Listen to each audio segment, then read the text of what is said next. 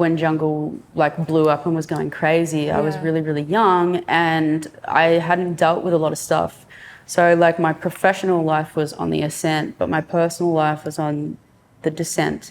And I didn't know back then that I had a mental illness, multiple things going on, firing each other off at the same time. I didn't really understand what was wrong with me. And then I was meant to go back on tour because I was touring crazy then. I was meant to go back on tour and I'd written in my journal where I wanted to end my life. When I came back to Victoria, I was going to go to the cliff tops in Anglesea and I was going to, that was an intrusive thought that I'd written down, right? And my wife actually saw that in my book, like not looking for it, but just saw it. And then after that was like, okay, this is like really serious. And I went to rehab in Byron Bay for like 5 weeks.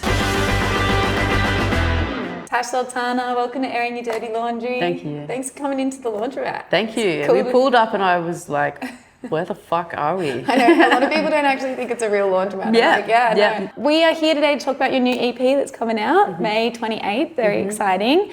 Return to the Roots, which I guess to start out, because you can't really talk about the EP without talking about the roots. When you look back on that time in your life, I've been watching a lot of videos of you like busking back then, and what do you think of when you're looking at that person, or like what do you think of when you even think of that person back then? So that person was like really unmolded, right? Like I was like pretty fresh out of high school and I always had this vision of executing music on some kind of scale. It's probably gone further than I thought that it was going to go. But there was no, when you're an established artist, right, you got to continually try and follow up what you've previously done. And that's really hard. That's a lot of pressure because the industry changes every 6, 12, 18 months. And a person changes. And a person does too, but your audience do not catch up as quickly with you as a person as you catch up with yourself, right? So back then, because there was nothing to compare anything to, it was just like, here I am, this is my stuff, take it or leave it. And that kind of created like an underground following and the busking and all of that. There was no rules or restrictions. There was no labels. There was no management. There was nothing in my ear about any kind of industry politics. It was purely about the art. Now, when you fast forward to me at this age, at this point in my life, music back then was like the whole pie. And now it's a much smaller part of the whole picture because, you know, I got married and I have a great personal life and my homes and have started all these other businesses as well. Back then it was eat, sleep, breathe, music, repeat. But on this level, it's a business and you are the business module. And that's where I feel there was a disconnect that kind of got a bit lost in terms of music creation. Was it actually for me? And I just needed to tap back into, honestly, just being really creative and present with that creativity. Because that's what this is. It's all about coming back to where it all started. And your wife, Jamie, even I was watching that documentary that you put out on YouTube and was talking about Milk and Honey and how it's, I've got a little quote that she said here, is feels like the old school Tash, this version that people thought had disappeared. And I was curious as to why you feel like that version of yourself had disappeared or why people have that idea. I didn't think it had. Okay, so... at all. I mean, the thing is I'm just existing within myself, right? So my perception of me is internal and everybody else's perception of me is external and they are tapping in and out of my career and my flow. So if they've been missing from the evolution of my career for 6 to 12 months or 18 months and then they come back, well, it's going to be quite different because I've just aged in that entire time. Isn't that point to have a growth mindset, 100%. Not a fixed mindset, right? And having that mindset as a creative person, as an artist, affects the art and music that you make. So why would it be the same? Totally. And the thing is with that, I've never wanted to write the same song twice. So every single track, that's an honest goal of mine, is to have them all completely different and tell a different story. Like if you like the old stuff, just go and listen to it. Yeah. Go and listen to it. I'm really thankful for people to go and listen to it and stream it, but you're not going to get that reproduced. What was missing was the feeling of how that felt being a musician back then. Do you feel like versus now? Yeah. Do you feel like then those bodies of work prior to this weren't as authentically yourself? They were just different stories. Yeah. They were different stories. I think I've landed in a different spot now that's enabled me to write differently. I don't write when I'm happy. And I think for a period there, I was just too stable. Like, what do you mean by I was just too stable. I was too stable. There was nothing driving the out of me. Whereas like in the early stuff, there was like, that was a very, very, very difficult time in my life that I would never, ever want to relive and go back to. But then kind of... When starting out was? Yeah. Yeah. Yeah, definitely. Really? Yeah. In what way? It was some of the worst times of my life. Really? Yeah. Because I would have thought being like having, researching, you've had such a hard time. Your story is insane over the last couple of years. And we can get into it. But like, I'm surprised that you say that about that time in your life compared to all these other things that you've gone through over the years. Yeah. I mean, at the beginning, when Jungle like blew up and was going crazy, I was really, really young and I hadn't dealt with a lot of stuff. So like my professional life was on the ascent, but my personal life was on the descent.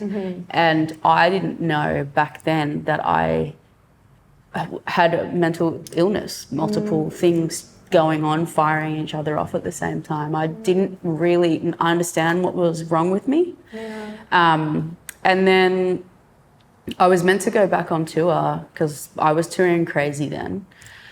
I was meant to go back on tour and I'd written in my journal where I wanted to end my life. When I came back to Victoria, I was going to go to the cliff tops in Anglesea and that was an intrusive thought that I'd written down, right?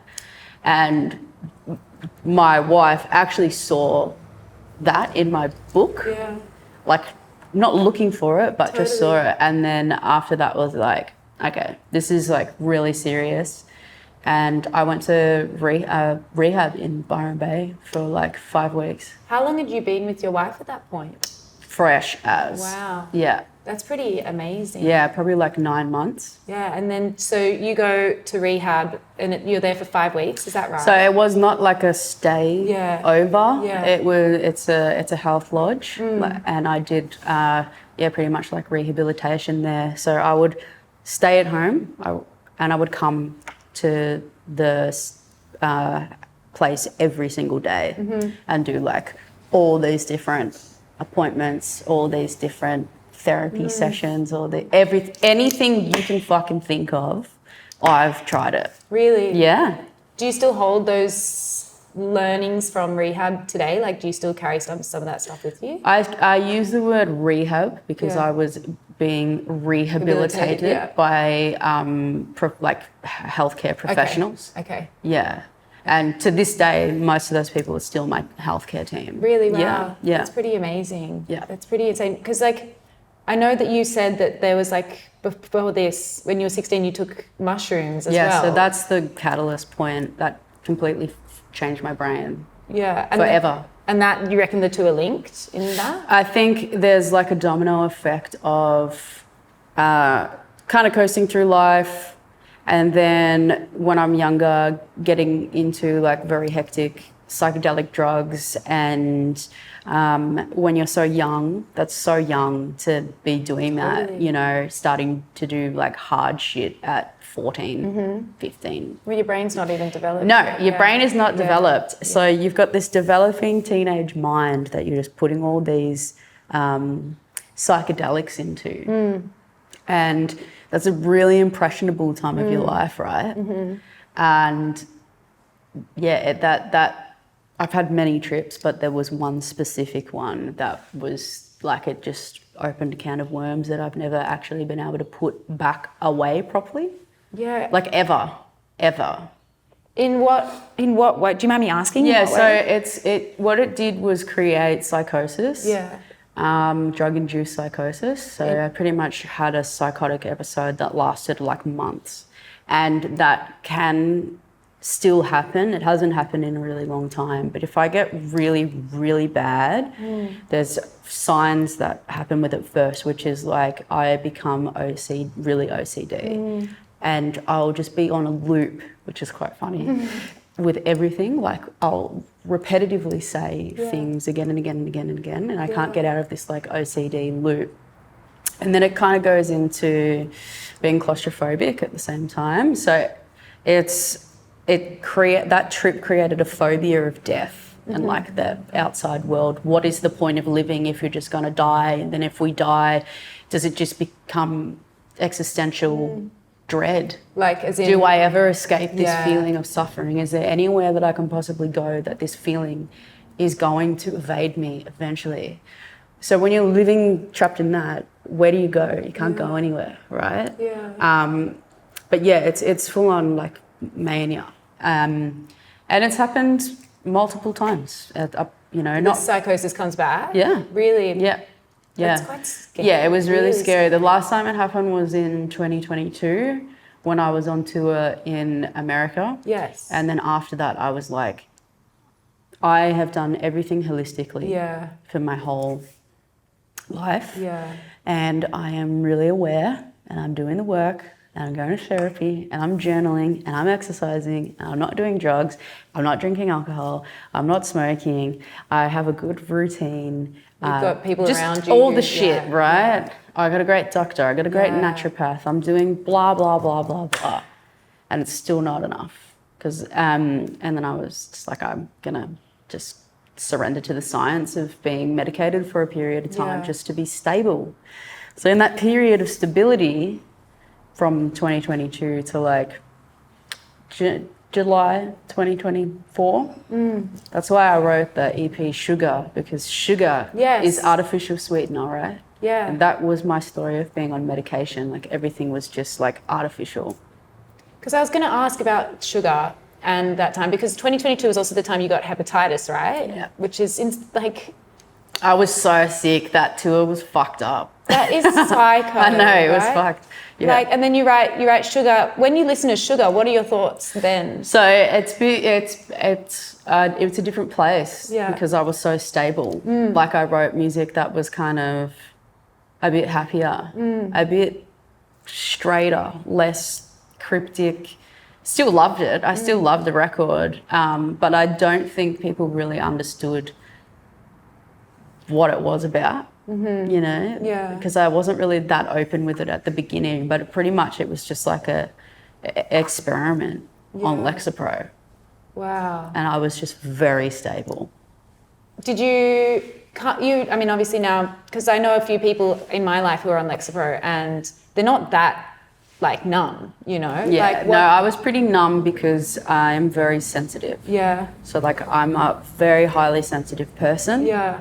And any little change with like somebody towards me in the room or at a distance or even in myself, I'll pick that up straight away. And what do you mean a change? Like if someone's vibe towards me switches, I'll just pick it up straight away. And my own vibe as well. So it's just like, for me, I feel like a very, very big spectrum, right? Where like the high is this insane, crazy thing that I can tap into when I play music and when I'm surfing and exercising. I used to tap into that when I was doing drugs. That's why I was like, I love this shit because I'm getting right up there, that my dopamine and serotonin is going off. I have ADHD, so I'm constantly chasing that, right? Yeah. So just swap those things out with music's always been there. Totally. But music and surfing and exercise. Yeah. But then you have the flip side of that, which is the like insanely low feeling that is so hard to actually articulate, to be honest. I feel like it would have made therapy much easier if somebody could just walk into my brain, sit in a little chair and live with me for a day when I'm in like a really bad state. Yeah. And then they would just be like, what the fuck was that? Yeah. You know? Yeah. So that spectrum for me is massive. And that enables me to kind of forcefully have to pull myself out of these places. So I'm down here and music is like the rope that just kind of levels it back out. Levels it all out. Yeah. And that's, I think, what has impacted people with my music when they say things like, I've not connected with someone like this before, and it's different, it's deeper. It's because it's a lifeline. It's like literally me getting on the phone calling fucking suicide hotline when I'm writing music sometimes, just to level out. And not so much that hectically dark anymore. Yeah. Like I'm in a much better place than I was back then. But when I was on medication, that big spectrum, it was just like kind of that. And I almost like had to like forcibly make myself happy and like enthusiastic. How do you forcibly, I suppose, what do you... Yeah, it's just, you just kind of like, the best way to describe it for me was I was just literally on mute. Like nothing was amazing, but nothing was bad.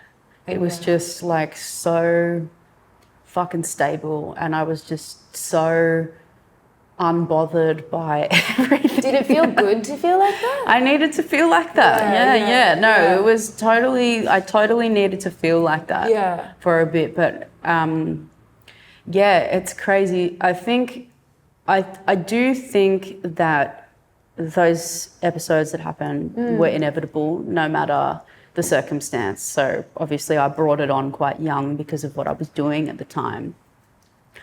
But I think that would have come and collected me at some point because my family has the most hectic, like, mental illness, like, through everyone. It's crazy. It's so crazy.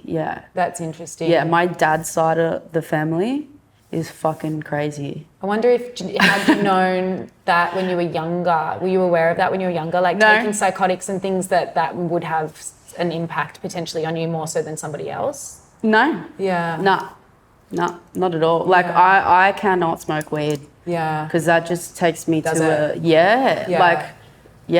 I can't do that. I just go crazy. But my dad's side of the family is, they call them my dad's Maltese. Their nickname is Talauzu, which means the nut, because they're all fucking crazy. Is that a Maltese word? That's the nickname, Is that for just your family? It means the nut, Hazen. Okay. Yeah. Wow. Yeah, they're all nuts. Going back to when you said like your vibe of people, like when someone's vibe will switch out, what is that like then as a musician? You know, you work with session musicians, you work with people touring with you. Is that difficult to have, new people coming into your team and things like that? I actually think new people is really fresh. It's when things just can get stale on the road real quick. And I think that can also turn into like cancer. If you have one rotten egg, that just starts poisoning the whole. And that has happened? Fuck yeah. Yeah, really. Any touring musician would have experienced that after a period of time when you've been working with the same people for a long time and it becomes this monotonous thing that people have kind of lost a bit of joy in and they're not happy anymore. It just comes out in a collective social setting. And when you're living with everyone on buses, in venues, you eat, sleep, breathe, cry, bleed, whatever with those people. Sometimes you just gotta... Because it's got to be family, right? Like you got. Yeah, of course. I mean, No, there's people that have been with me for years, and some that have come into it and out of it, and also priorities have changed for people too. Like their life priorities, they might want to stop touring and start a family. Yeah. And all I require is notice. Yeah. You give me notice, all good. But if you fuck me over, the door is shut forever. It's quite scary when you say that. Like, you're quite intimidating when you say that. Yeah. Like I mean it. Yeah. I mean it. Yeah. So starting out, you would have had to have learnt this along the way, because you wouldn't have always been this, you know, like this is what I want, this is what I expect, you know. I also didn't feel like I was really like heard or listened to when I was younger. Interesting. Why do you reckon? I just wasn't like it. I needed to reclaim my power back from people who just, you know, were on for the ride and not actually for the care of me as a person at all. It was just beneficial to them to associate with the tagline of my success rather than give a shit about me as a person. Totally. Yeah. Totally. Well, for me, the further into my career I've gotten, the smaller my circle has gotten. And within work or within everywhere. life? Yeah. Absolutely everywhere. Yeah. You know, and I have boundaries with people that they don't even know that I've got. Can you give me an example of one? Just, you know, people show you who they are. Yeah. Yeah. They can tell you who they are, but they really show you who they are. Like words versus actions. Yeah. When someone, it's like, when someone does you wrong, right? And you've been witnessing the same cyclical behavior, are you really shocked when they have already shown you who they are? Yeah. And then you're the fool, really. And Yeah. Like, yeah. That makes sense. I was watching while I was researching your Tiny Desk, and there was this comment that I wanted to tell you about because I thought it was like so true on the YouTube video. And it said, it's like their body can barely contain the joy of their soul. It's raw and damn near otherworldly. Yeah. And I think that's so true. Like watching that and watching, you know, current stuff of you performing now, it's like literally like the body can barely contain the joy of the soul. And you can see it coming out in your facial expressions and everything. Like, do you still have that same joy now performing? Yeah. So that's another reason, like, I don't fuck with any type of substance at all anymore. And I never did before I went on stage because that was like my sacred time where I could actively consciously get myself into this amazing high, right? Yeah. Of the performance, right? Well, that's what it looks like. But it is taken over. It is like, you know, when you go and see an artist and you're really hyped to see them and they just look at their shoes the whole time and they play and you know that they totally don't want to be there at all and the passion's not there and it kind of makes you question if you're going to continue being a fan after that. Yeah. Like when I'm up there, that's what we're doing. Like the world revolves around this 2-hour performance of just jamming the fuck out. And that's just, as long as I maintain that feeling, that like youthful feeling of connection, that's what it's got to be. Yeah. That's what it's got to be. And I'm really ready to go back on tour in June. Yeah. Because I'm missing that feeling. You are, yeah. How long's it been since you've been on tour? Properly on tour since 2023. Okay, so a little while. Yeah, and you now have, like, it's not just you now, you have a band, but you how does it sort of work? You come out by yourself still a bit and do the looping and then... So the band are session musicians. Yeah. All of the studio recording is me. You. Yeah. And the new show is going to be insane, so I'm not going to give it away. Yeah, okay. But it's both. Yeah. So most of the show is solo and then parts of the show they come out. Yeah. And I still do all the looping that I always did. But then when they come out, it extends that whole picture by like 3 extra people. Yeah. And then I do tracks where I loop with them too. So it just becomes this crazy, like, hectic psychedelic. Do you get nervous now going back on tour, having not been for a little while? No, I'm really keen. Yeah. I'm getting fucking bored, man. Yeah. Really? Yeah. Yeah, just at home. Is Yeah. your wife going with you? Yeah, just for a bit. Nice. Yeah. Let's talk about Hazen to Myself. Can you tell me a little bit about this track? Yeah. Taking medication just to mask the pain. Yeah. The lows aren't as low, but the highs just don't feel the same. The lyric as well I've got is, I'm a hazard to myself and I guess I kind of like it. Yeah. Like I'm a bit unhinged and I'm a bit fucked up and I like it because that's just how I operate. Like there's a point where it's like you are severely mentally ill. But like I said before, I can't be too stable. It's like an artistic curse, honestly. Well, we punish ourselves ridiculously. Totally. Like a normal logical brain would just be like, what's wrong with you? But you've got to try and tap into that, because you've said as well, like, you can't write without a bit of fuckedness. Yeah. And was that the same for this EP? Oh, this period of my life and our life, my wife and I's life, has been really crazy. It's been really fucked, to be honest. And I think we've actually handled it really, really well, both of us, considering like just the scale of everything coming at us from all different directions.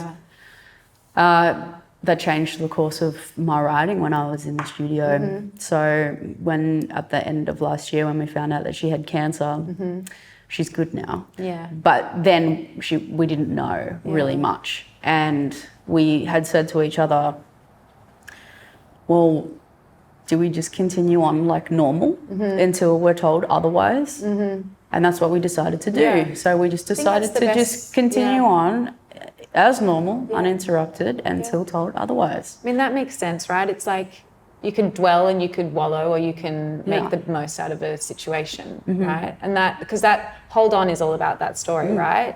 I guess I wanted to know, because I've heard the story about your wife's, like, maybe I'll get you to just tell it quickly for people who are listening who haven't heard the story, if that's okay by you. Yeah. So she had this lump on her knee for a really long time. And then it was starting to like cause discomfort recently. And I was like, you need to get that checked out.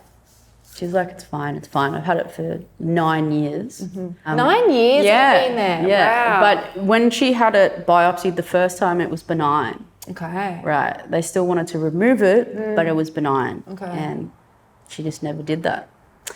It was actually when she got radiation for skin cancer is what turned that cancerous. That can happen. Wow. Yeah. Hectic. So I didn't know that, but I had no idea. That's what they said it is.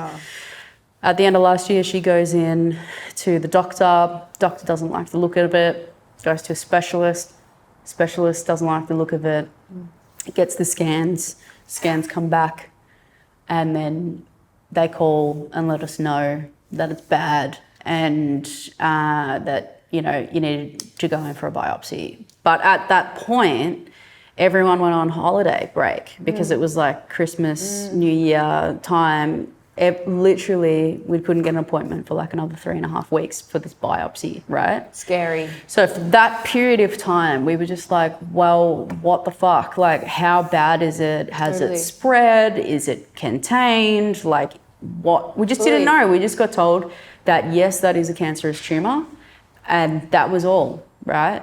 Anyway, comes back into the new year. We get the biopsy date, goes in for the biopsy. They forgot to put local anaesthetic on her. So she had that biopsy done just completely raw dog.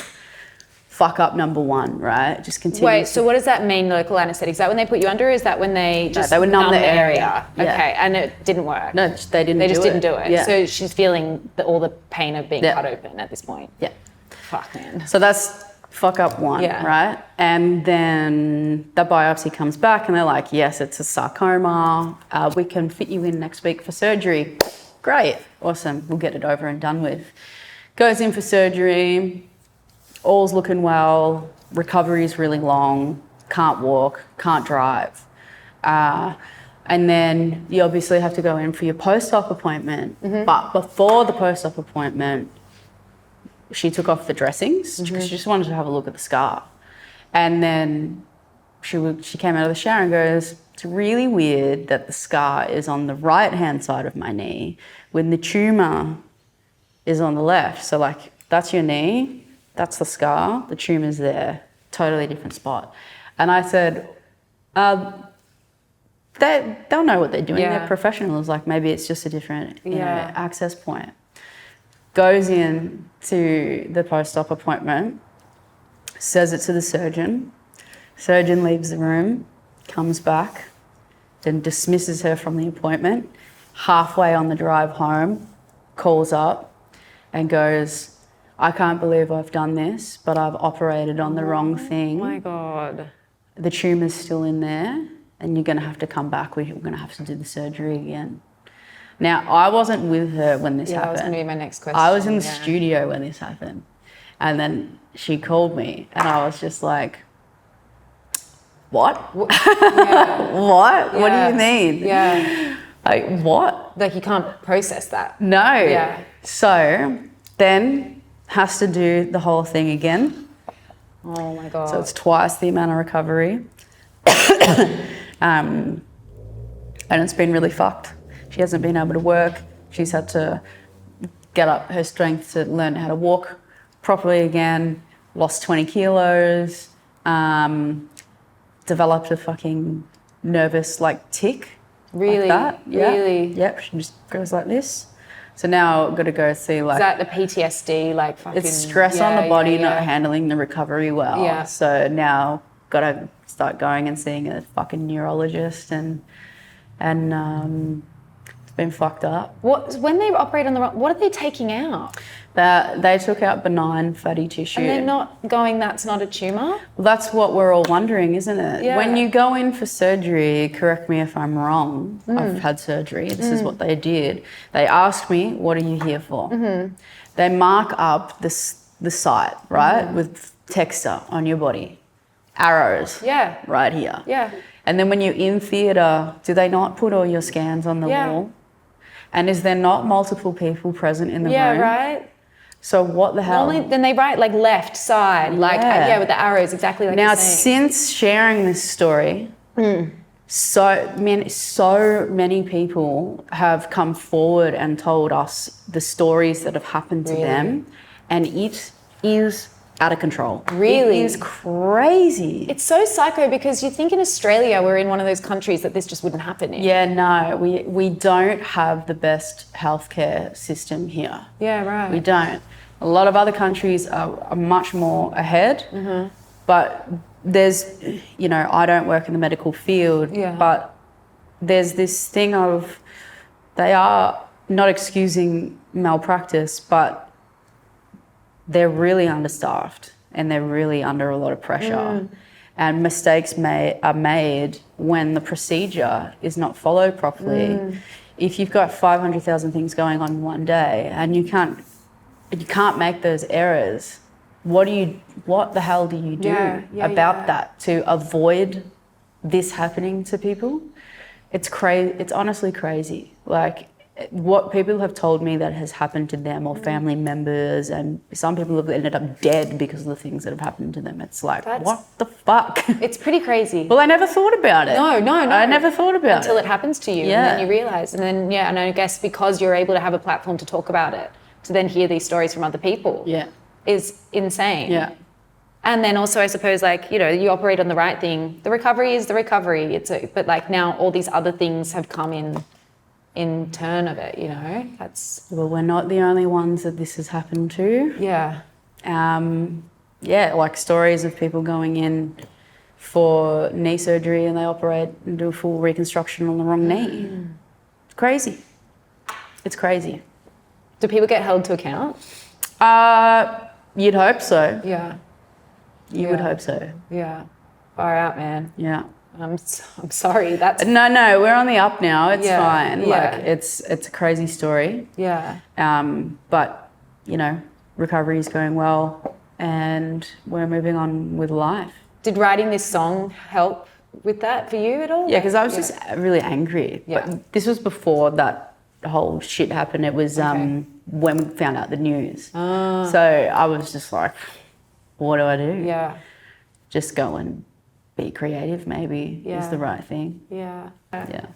And I suppose to wrap up, and what do you want when people listen to this EP? What do you want them to take from it, or what do you I hope want it to be a timeless piece of music that doesn't like have a trend or expiration date that people can just put on. Yeah. In now or in 5 years or 10 years or 15 years.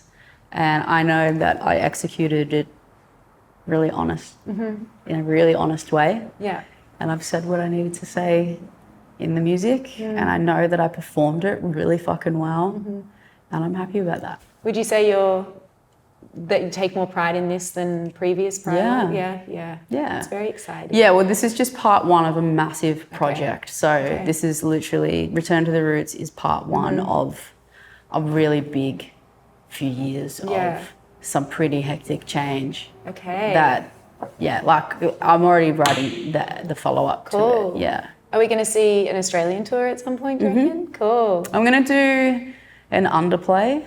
What's an underplay? So like small venues, first in, first served. Okay. In October. Okay. Yeah. Cool. And then next year I'll come and do the arena sweep. Yeah. I've got some bucket list venues that I haven't done yet. In Australia? Yeah. What's a bucket list venue? Rod Laver. Okay. Yeah. Cool. Yeah. I mean, you're doing Red Rocks in America, right? Yeah. You've done that already? I have. Yeah. Is that what is that like to perform? I mean, fuck, man. You got to get your fitness up to play up there. Yeah. Fucking oath. Why? Because it's so high altitude. Really? Yeah. Yeah. Get your cardio. Really? Yeah. Yeah. Well, like you just puff out really quickly, really easily. Yeah, because you're at high altitude. Yeah. Cool. Yeah. Wow. Well, thank you so much for coming in today, and it's been a pleasure. Yeah. And you're, I don't know, very, very resilient. I think I was thinking about a word to describe you as I was driving in today, and I feel like resilience got to be just life, you know. We're all just lifing. Totally. The older you get, the more shit that happens to you, and if you can't like process it and turn it into something, then you're probably not going to let it go or move on. Totally. And that's heavy. Yeah, you got to keep moving forward. Yeah. Cool. Well, Tash Sultana, thank you so much. Thanks. And congratulations on the EP. Thank you. Thanks. Cool.